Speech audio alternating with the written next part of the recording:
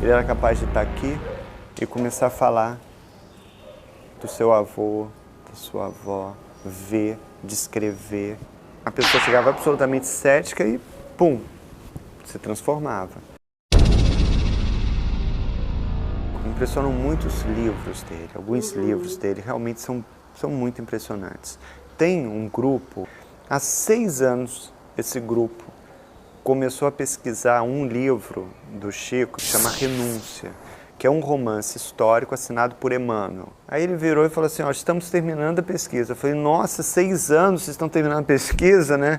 Aí eu falei, mas sabe quantas evidências a gente tem? 1.200. Então eles foram para os Estados Unidos, eles conseguiram patrocínio, foram para Roma, foram para tudo que... Então o Marcel cético pode chegar e falar assim, e a memória genética? E será que essa informação não pode estar, de alguma maneira, impregnada em algum canto do não sei o que, do genoma, do não sei o que lá? Então, você tem todo tipo de... Eu posso acessar informações que estão, por exemplo, em você, de repente eu tenho esse tipo de capacidade, ou o que é nosso, o que é... Então, tem todo tipo de questionamento. O primeiro livro dele é muito impressionante. E não sou eu que digo, se você vai e volta para os arquivos de jornal da época, os acadêmicos da época, jornalistas da época, estudiosos de Augusto dos Anjos, todos eles de Castro Alves, eles olhavam e falavam assim, impressionante, escreveram. De poemas, né? Eram os poemas do outro mundo, não é? Com o estilo de Castro Alves totalmente preservado, com Augusto dos Anjos vivo, com palavras dificílimas, e o que acontecia, e é um choque para os jornalistas, era um menino até o 4º ano primário, um menino que podia ficar famoso sendo poeta, por que não ele assumir a autoria dos poemas e se exibir como um poeta? Por que renegar a autoria dos versos? E com ele eu tive 3 encontros só mais longos, porque ele estava muito doente mesmo e ele pediu para ser poupado de tantas entrevistas, né? Mas eu consegui confirmar as histórias mais polêmicas, né? E eu assisti 2 cenas muito curiosas no centro, né? Ele sentadinho, bem velhinho, chega uma senhora no centro, bem velhinha também, bem idosa, se aproxima dele, aí ele olha, pega na mão dela e fala assim, desculpe perguntar, a senhora está viva ou está morta? E aí ela olha para ele e fala, viva, Chico, ele, graças a Deus. Ele vivia em 2 planos permanentemente. O cético absoluto pode falar, é louco. Psicografia, eu falei com mães, né, e aí você tem que acreditar nas mães, né, e as mães que pegam a mensagem, choram em cima da mensagem, e são mensagens com nome, sobrenome, endereço, apelido, enfim, elas juram que não passaram essa informação para o médium. Então, não adiantava a mãe desesperada chegar, ele pegava na mão da mãe, ele beijava a mão da mãe e falava, ajuda o outro que você vai estar se ajudando. Mas ele não saía escrevendo mensagem assim, chega lá, a mãe está para todo mundo, não era assim. E às vezes a família ia lá 2, 3 anos e falava, o telefone só toca de lá para cá, não está tocando. Tem o Celso de Almeida Afonso, né? Tem o Carlos Bacelli, né? São os 2 lá. Assim, ainda firme, ativo, ele dividia um pouco com o Celso. Olha, eu estou doente, pode procurar o Celso e tal. Mas mais no fim da vida, ele já falava muito do Carlos Bacelli. É quase como um cuidado, porque ele era um líder, né? Então era quase como um cuidado para não eleger um sucessor. Então ele parou um pouco de indicar. E ele falava, morre um capim, nasce outro capim. Ele falava, não tem sucessor. A peruca. A peruca é um grande momento na trajetória desse homem, né? Então é um homem que, para ir para frente da televisão, das câmeras da TV Tupi, ele vai e bota uma peruca. E aí no início, quando perguntava para ele por que a peruca, ele falava, porque é muito frio em Uberaba e isso protege minha cabeça. Depois ele dizia, porque quando eu boto boina, as pessoas às vezes vêm falar comigo, a boina cai no chão, eu tenho que pegar. A peruca afasta as pessoas. Ele começou a dar desculpa. Aí, como não paravam de falar da peruca, ele teve um ataque raro desabafo. E aí chegou e falou assim, vem cá, eu uso peruca porque eu acho que eu sou mais bonito de peruca. Então me deem o direito de ter vaidade. Pelo menos esse direito eu quero ter, o direito à vaidade. E aí ele assumiu, contrariado, a vaidade dele, né? Por exemplo, ele era tão atacado o tempo inteiro que ele ia receber título de cidadania, que ele recebeu vários títulos de cidadania. Então ele colocava terno, que vaidade. Aí botava um terno com uma peruca, nossa, que vaidade, né?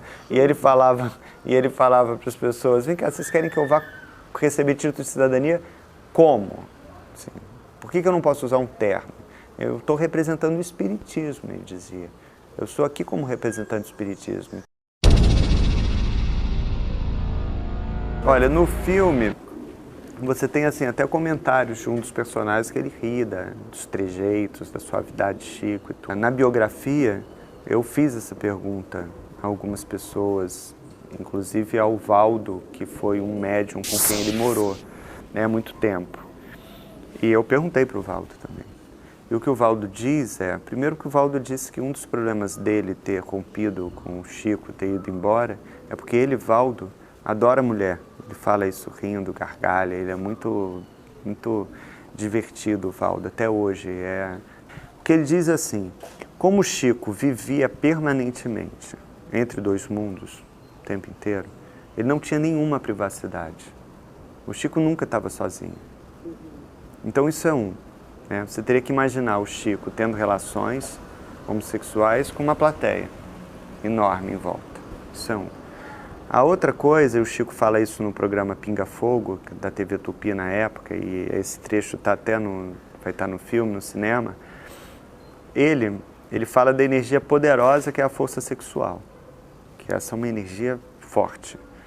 Ele canalizou essa energia forte para essa história dele de doação imensa. Ele projetou toda a energia dele na missão dele. Então, por isso que você tinha um Chico absolutamente incansável e que ninguém conseguia acompanhar. Porque se fosse preciso ele trabalhar 18 horas ou autografar 5.000 livros, como ele autografou, numa fila que tinha quilômetros em São Paulo, uma fila que dava voltas no quarteirão, ele ficava. E os amigos falavam para ele, carimba os livros. E ele falava, carimbo não tem alma, ele falava. E aí era cada dedicatória maior que a outra, que não acabava mais. Uma figura inteligentíssima, bem-humorado, é muito interessante o Valdo. É uma figura, com uma barba branca, assim, o principal dissidente do Chico. E aí ele disse o seguinte, que chegou uma hora que ele não aguentava mais aquele ritmo. Ele não tinha privacidade, ele queria ter a mulher dele, queria ter a família dele. A tese dele é de que qualquer você não precisa de intermediário, você não precisa de médium para ter um contato com entes queridos que já foram embora. Você sai do seu corpo, projeta a consciência e vai se encontrar com eles em desdobramentos que podem ser exercitados ou durante o sono. Se eu não acredito em vida depois da morte, em espíritos nem nada. Então, como é que eu vejo o Emmanuel? Você pode ver o Emmanuel como um alter ego do Chico. Na construção do Emmanuel, personagem no filme do Daniel, o Daniel muitas vezes via o Emmanuel como esse alter ego, esse cara que está sempre dialogando com o Chico, né? E tentando um apoio do Chico, mas meio desdobrado do próprio Chico. Então, o cético mesmo pode ver Emmanuel assim, psicanaliticamente. Eu acho que o jogo começou a virar em 1971, quando ele foi para frente das câmeras da Tupi, no programa Pinga Fogo, e ele deu uma entrevista realmente muito impressionante. Eu acho que aquele momento em que 100% dos televisores da época estavam sintonizados nele, foi um momento de... todo mundo ficou ligado. A família, esses três, o filho adotivo, o médico, né, e essa outra amiga dele, que ficou com ele até o fim, dizem ter esses códigos. Isso é uma polêmica no movimento espírita, né? né? Tem muita gente, alguns médios acham injusto que eles tenham esses 3 códigos, né? Por que a última palavra é deles, né? Por que eles vão ser guardiões né, da autenticidade de uma mensagem? Eu recebo vídeos, recebo DVDs e tal. Você também. A voz dele é igual, ou alguém me chama porque está incorporando o Chico. Eu já fui até Brasília para ver se tinha realmente alguma coisa para conversar com quem estaria incorporando o Chico. Eu fiz 3 perguntas para o Chico incorporado e não sabia nem o nome da mãe dele. Entendeu? Assim, o médium nem estudou a vida do Chico, nem leu o livro, entendeu? Teve a transformação do Nelson, foi se convertendo realmente ao espiritismo. Hoje ele sente a presença de Chico permanente ao lado dele, se arrepia, chora, se emociona. E ele era um comunista engajado, realmente sofreu uma transformação muito grande. Então essas são histórias fortes de emoção forte. Por exemplo, a Cristiane Torlone, ela faz o papel de uma mãe que perdeu um filho. Um drama, uma tragédia que ela viveu, né, há 18 anos. Então ela divide com o público, como o Daniel fala, né, divide com o público com uma generosidade incrível e um pedacinho dessa dor imensa. Então, a interpretação dela vai muito além da representação, muito além. É inesquecível, assim, muito forte. O produtor de elenco estava em Tiradentes, a missão dele era tentar achar um vira-latas, um cachorro parecido com o cachorro do Chico. E foi ele lá com a foto do cachorro preferido do Chico, está catando um cachorro na rua, vendo se acha um igual. E o tempo inteiro seguido por um vira-latas lá qualquer.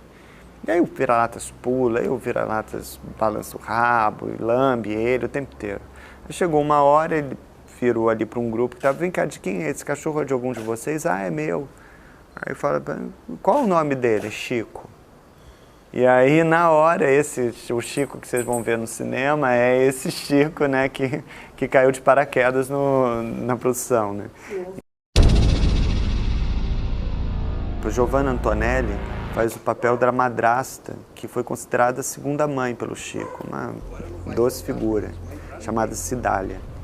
E aí, na cena em que eles se encontram, tinha que ter um bebê em cena. E aí o Daniel pediu 2 bebês. Ele sempre cauteloso do jeito que ele é. Então ele pediu um bebê, que seria o bebê principal. E se esse bebê principal começasse a chorar, teria que ter um bebê reserva, para substituir e não atrapalhar a gravação, a filmagem. E aí foi dito e feito. Começou a filmar, a bebê principal começou a chorar. Aí o nome da bebê principal, Giovanna. Aí mandou ver o bebê reserva. O nome do bebê reserva, Cidália. Então, né, e a produtora de elenco não sabia de nada. O que a produtora sabia é que tinha que arrumar 2 bebês, 2 meninas bebês. Só isso. Lá em Tiradentes montaram um cemitério cenográfico. Então eram 12 tumbas atrás de uma igreja. Então de um dia para o outro o cemitério ficou... Onde não havia cemitério, nasceu um cemitério. Então, até turistas que foram num dia fotografar e voltaram para fotografar no dia seguinte, a mulher se benzeu, quase infartou lá, ficou desesperada. Não, esse cemitério não estava aqui ontem e tal, né? Então, mas não é essa. É o segurança que foi contratado para cuidar das tumbas cenográficas, né? Ele foi contratado por 5 dias. Na primeira noite, ele jura ter visto o fantasma e pediu as contas e foi embora na manhã seguinte. E foi embora mesmo, né? Então ele jura por Deus que tinha fantasma saindo das tumbas. Aí entra no pitoresco, né? Eu digo assim, eu não me converti, eu não sou espírita. Eu não frequento centro espírita, não mesmo. Então, pouco leio Kardec, não leio. O que eu digo é assim, a minha fé, ela é uma fé não consolidada. Antes eu não tinha nenhuma fé, tá? Nenhuma fé. Hoje eu encontrei muita fraude, um monte de fraude. Sei montar mensagem psicografada? Sei montar. Sei como se conversa com as famílias e sei fazer. Mas encontrei verdade também. E aí é que a coisa fica estranha. Quando eu estava escrevendo Por Trás do Véu de Ísis, que é a investigação sobre psicografia, eu estava prestes a desistir do livro, pelo seguinte, como eu estava encontrando fraude, eu estava muito preocupado com as famílias. Qual o direito que a gente tem de matar a esperança? Minha mãe me chama, tinha passado o fim de semana com meu filho, que tinha 4 anos na época. E aí estava meio de olho arregalado, ela não é espírita, não tem nenhuma fé, e falou, olha, te contar uma coisa que aconteceu, me ajuda a entender, eu não estou entendendo. E o quê? Ela tinha perdido o melhor amigo dela, atropelado na frente do filho dele, um menino de 8 anos chamado Luiz Fernando. E ela levou meu filho para jantar no mesmo restaurante onde eu tinha jantado com esse amigo pouco antes dele morrer. Meu filho, antes de sair de casa, pegou o ioiô do Luiz Fernando, do menino, que ele tinha deixado na casa da minha mãe pouco antes da morte do pai. E aí ele pegou o ioiô, não sabia de nada, 4 anos, sentou lá para comer, estão comendo, de repente o meu filho levanta, olha assim para cima e fala, Luiz Fernando? Não tem nenhum Luiz Fernando aqui. Minha mãe para de comer, meu filho continua olhando assim, vira e fala assim, não, quando a gente morre, o corpo vai para o cemitério, o espírito vai para o céu, vai para o espaço. Sentou e voltou a comer. Eu nunca tinha conversado com ele sobre espírito, espaço, cemitério, nada. Morte não era o tema de conversa. Atraído pelo ioiô, pela energia do ioiô e pelo lugar onde ele tinha jantado com a minha mãe pela última vez, o René, que é esse morto, teria se aproximado. Só o meu filho, criança, vê esse morto. Aí o morto vira e fala para ele, você viu o Luiz Fernando? Luiz Fernando, não tem nenhum Luiz Fernando aqui. Aí ele ficou sem graça, o René pode ter falado, olha, eu sou amigo da sua avó, eu morri, e eu preciso de notícias do meu filho. Aí o Antônio vira e fala, bom, se você morreu, o que você está fazendo aqui? Essas histórias mexem.